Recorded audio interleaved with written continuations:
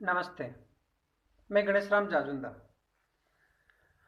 26 को किसान आंदोलन के टाइम में जो उपद्रव हुआ था, फिर मैंने 27 को एक मैसेज सेंड किया था, स्टेटस लगाया था। और वो था कि पूरा जो उपद्रव था, जो घटनाएं घटित हुई, वो लाइव थी।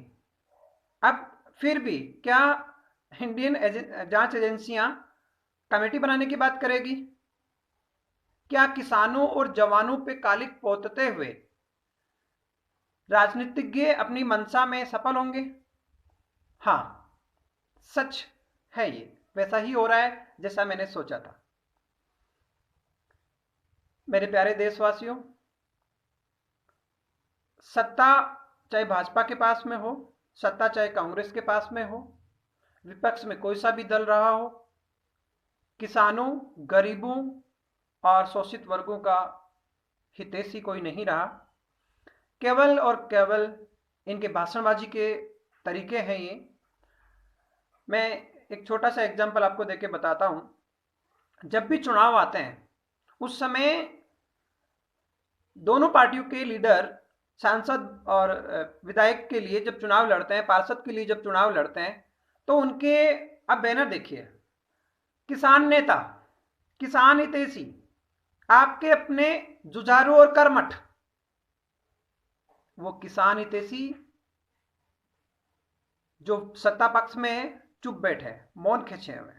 विपक्ष में है, वो अपनी राजनीतिक फायदे के लिए बोल रहे हैं। मेरा कहने का मतलब है, जब विपक्ष में जो पार्टी होती है, चाहे वो भाजपा हो चाहे कांग्रेस हो, वो खड़ी हो जाएगी आंदोलनकारियों के साथ में। तो हमें यहां ये समझना है कि ये सब चोर है। तो हमें करना क्या है कि राजनीतिक शुद्धिकरण कैसे हो, राजनीति समझ कैसे बने, इसके लिए हमें गलत बातों का विरोध करना होगा। मैं खुद भाजपा को 2 टाइम वोट किया मैंने। जब पहले भाजपा आई थी, मैं आपको बता दूं, सेव इंडिया, भ्रष्टाचार, महंगाई, प्याज, राम मंदिर, हर हर मोदी, घर घर मोदी, इस नारे के साथ आई थी। मैंने वोट किया था।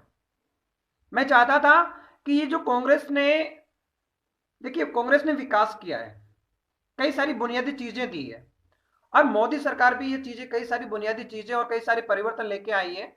गरीब और मजदूर के लिए भी कई सारी बेसिक सुविधाएं और फायदे दिए हैं। लेकिन इसका मतलब ये नहीं है कि हमारी संभावनाएं जो है, हमारा जो सामर्थ्य है, हमारी जो क्षमता है, उसके अनुसार वो काम नहीं करे और वो अहंकारी हो जाए और हम बोले भी नहीं। मौन रहना सबसे बड़ा अपराध है, इसलिए मैं बोल रहा हूं। तो जब पहली बार आई, एक पर्याप्त कार्यकाल नहीं मिला, 370 नहीं हटी थी और राम मंदिर का फैसला भी नहीं आया था, लेकिन कई सारी चीजें ऐसी हुई। और जब उसका थोड़ा बहुत विरोध हुआ, जो चीजें हमें समझ में भी नहीं आई, और जब थोड़ा बहुत विरोध हुआ, तो उन्होंने पुलवामा अटैक, यानी देशभक्ति वाली लहर जो आई, हो सकता है वो सच्ची घटना थी, मैं भी मानता हूँ उस समय वो सच्ची घटना है।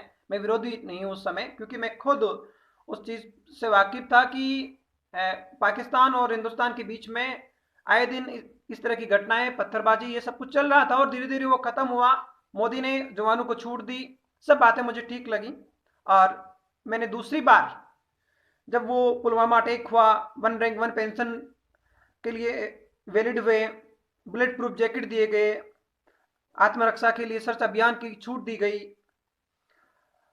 नामदार चौकीदार वाली बातें हुई, दादा परदादा से चोर है कांग्रेस, भाजपा तो अब आई है, मौका दे दो, ये सब बातें, और पुलवामा अटैक और वो देशभक्ति की लहर, और मैंने दूसरी बार फिर भाजपा को वोट दिया। मैंने फिर बोला हर हर मोदी, घर घर मोदी। लेकिन इस बार जब मैं देखता हूं, दूसरी बार जैसे आया, 370 हटी, राम मंदिर का फैसला आया, हम खुश हुए। कई सारे आंदोलन हुए, हमने ध्यान नहीं दिया। जो शहरी आंदोलन होते हैं उनमें ग्रामीण ध्यान नहीं देते, किसी वर्ग का आंदोलन हुआ तो किसी वर्ग ने ध्यान नहीं दिया। ये चीज हमारे पास ज्यादा है। अब हमें समझना होगा, देश बिक रहा है। ये देश 5-10% लोगों के हाथों में जा रहा है। मैं आपको बता दूं, कोरोना काल में रेलवे आंदोलन हुआ था निजीकरण के विरोध में। उस समय थाना तिलर, बहादुर हाल्ट में ग्रामीणों ने रेलवे कर्मचारी जो आंदोलन कर रहे थे उन पे लाठीचार्ज किया था। वो जान बचा के रेलवे स्टेशन के अंदर घुस गए थे। उस समय न्यूज में आया था कि रेलवे कर्मचारी जो आंदोलन कर रहे थे, ग्रामीणों ने उन्हें पीटा। तब उन कर्मचारियों को समझ में आया कि देश जागने वाला नहीं है, देश समझने वाला नहीं है, हमें अपनी ड्यूटी करनी है। रेल गई भाड़ में, हमें अपनी जॉब बचा लेनी है, हमें अपनी जान बचा लेनी है। और वही घटना, सेम पोजीशन 26 को लाल किला किसान आंदोलन वाली जो घटना हुई है, सेम टू सेम है। लेकिन इस बार थे जवान और किसान। जवानों ने धैर्य रखा और किसानों ने शांति बनाए रखी। 90 नहीं, 95 नहीं, 99% किसानों ने तिरंगा परेड शांतिपूर्ण की। खुद न्यूज वाले बता रहे हैं, जो गोदी मीडिया है, उन्होंने लाइव दिखा दिखा के बताया कि 25-30 ट्रैक्टर और 250-300 आदमी लाल किला में प्रवेश कर गए। और उसके बाद में एक जलथा फिर आया। वो जो एक जलथा आया था बाद में, वो थे किसान। और जो पहले 25-30 ट्रैक्टर और वो जो लीडरशिप बन के 250-300 आदमी लाल किले में घुसे थे, वो सब थे उपद्रवी।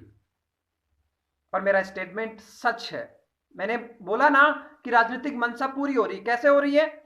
वहां क्या हो रहा है, अब जांच एजेंसी बिठाई जा रही है और जो उपद्रवी थे उनको बचाया जा रहा है, और जो जलते के रूप में उपद्रवियों में शामिल हो गए थे उन लोगों को पकड़ा जा रहा है, ताकि किसानों को बदनाम कर सके, रियल किसानों को दोषी ठहराया जा सके।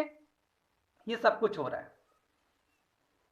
मेरे प्यारे देशवासियों, पार्टी कोई भी हो, आप उसके मेंबर हैं, लेकिन क्या आप गद्दारों के साथ हैं? क्या आप देश बेचने वालों के साथ हैं? क्या आप भ्रष्टाचार फैलाने वालों के साथ हैं? यह आपको सोचना है। आपको अपने विवेक का प्रयोग करना है। आपको किसी की बातों को सुनने के बाद, किसी की वीडियो को देखने के बाद भावुक होके जोश नहीं दिखाना है। होश में होके अपने आप से एक सवाल करना है, क्या ये सच ही है? क्या इसका कोई दूसरा पहलू हो सकता है? ये जवाब अपने आप से मांगना है। मैं आपको बता दूं, तिरंगे का अपमान, तिरंगे के अपमान से मैं दुखी हूं, ये पीएम कहता है, मोदी जी कहता है। मैंने आपको बता दिया, तिरंगे के अपमान, किसान क्या तिरंगा नहीं लगा सकते? लेकिन किसान वहां गए नहीं थे, उन्होंने नहीं लगाया। वो पीएम का सम्मान करते हैं, और अपमान करने वाले अपमान से दुखी है।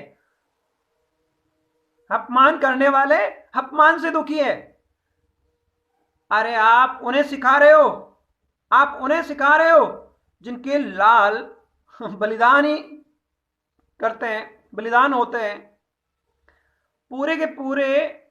मैं खासकर बोलूंगा, उन्होंने सिखों को बदनाम करने की कोशिश की, सिखों के धर्म को बदनाम करने की कोशिश की। वो लोग जिन पे नाज है हमें, वो लोग जिनके घर घर में, हर गांव में देशभक्ति के पाठ पढ़ाए जाते हैं, उन लोगों पे वो लोग आरोप लगा रहे हैं जिनके घर में कोई बलिदान नहीं हुआ, जिसके घर में कोई बेल्ट वाली नौकरी नहीं है, जो देशभक्त की रक्षा के लिए कुछ आज तक नहीं किया। वो लोग आज प्रमाण मांग रहे हैं देशभक्ति का। बड़ा दुख होता है। इसलिए मैं फिर कह रहा हूं, अपने विवेक का यूज करो और राजनीतिक शुद्धिकरण का प्रयास करो। विरोध करो ऐसे प्रशासनिक व्यवस्था का, ऐसी राजनीतिक व्यवस्था का, ऐसे गद्दारों का। ये देश के गद्दार है। साथ में अपने सीएम साहब गहलोत जी कह रहे हैं दिल्ली उपद्रव नंदनीय न्यायिक जांच हो। भाई साहब गहलोत जी, न्यायिक जांच की जरूरत नहीं है, लाइव था, पकड़ लो और सजा दो। ये सब राजनीतिक चोचलेबाजी बंद करो, नहीं चाहिए। और अपने गांव में, हर ग्राम पंचायत में जो मीटिंग होती है उसको लाइव करो, ताकि ये पता चले कि पंचायत का पैसा कितना आता है, कहां जाता है और किस योजना में क्या क्या हो रहा है, कौन कौन सी योजनाएं हैं। हर प्रशासनिक जो विभाग है, जैसे कृषि पर्यवेक्षक है, तो उसको भी बोलो कि आप अपनी योजनाओं के बारे में पंचायत में मीटिंग कर करके लाइव करें उसको, और उसको आप प्रसारित करें। नहीं मालूम है यहाँ कि पटवारी के क्या काम होते हैं, पटवारी ने क्या काम किए, कितनी फीस देनी है, कितना टाइम लगता है, सबका एक बार ऐड कराओ इनसे। और वहां पे एक बोर्ड लगाओ पंचायत के बाहर, जिस पे लिखें कि ये पटवारी कक्ष है, इसका ये काम है, इस डेट को, इस टाइम को, इस वार को ये यहाँ पे रहता है। ये सब डे टू डे अपडेट हो। साथ में मैं निजीकरण का विरोध करता हूं। अपने पूरे भारत में LIC आपकी, अब जो आप सोच रहे हो कि मैं किस्त जमा करा रहा हूं, उसकी ड्यूटी 100% अभी तक गवर्नमेंट की थी, अब 76% निजी हाथों में जा रही है।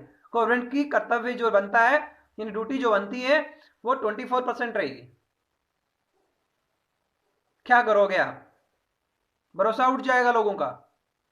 रेल, बैंक, एयरपोर्ट, बिजली पहले से गई, संचार साधन BSNL वगैरह पहले से गए थे। तो ये सब चीजें धीरे धीरे धीरे धीरे, तो फिर सरकारें बनेगी किस लिए? शासन किस पे करोगे? रहेगा क्या? क्यों देश को लूटते हुए देख के आप आंखें अभी भी मौन हो? उठो, विरोध करना शुरू करो। टाइम बहुत कम है, बहुत कम टाइम है। अगर किसान आंदोलन दब गया तो या तो सत्ता चेंज होगी और वो कांग्रेसी गद्दार वापस आएंगे, और किसान आंदोलन नहीं दबा, ये लोग अपने मंसूबे में कायम हुए, लोगों को बरगला लिया और भाजपा वापस आ गई, तो वैसे भी देश बिकना है। मेरा कहने का मतलब है, पार्टियां और राजनीति बहुत गंदी हो चुकी है। आपके पास में दो व्यक्ति आएंगे, भाजपा और कांग्रेस, तीसरा भी आ सकता है, चौथा भी आ सकता है, निर्दलीय आ सकता है, या कोई पार्टी आ सकती है। आपको वोट देना पड़ेगा। चोर है सब। जैसे ही सीट और गद्दी मिलती है, अहंकारी हो जाते हैं। इसलिए आपको राजनीतिक शुद्धिकरण के लिए लड़ना होगा, सिस्टम के खिलाफ लड़ना होगा। आप किसी पार्टी में मत बटो। आप चूज कर लेना जब आपको किसी पार्टी में जाना है, लेकिन जब आपको लगे कि ऐसा ये गलत है, उस समय आप हट जाओ। प्लीज, मैं आपसे यही निवेदन करूंगा, देश को बचाने के लिए, देश की समृद्धि के लिए, लोगों की खुशहाली के लिए लड़ो। किसान आंदोलन का साथ दो, निजीकरण का विरोध करो। जय हिंद, जय भारत।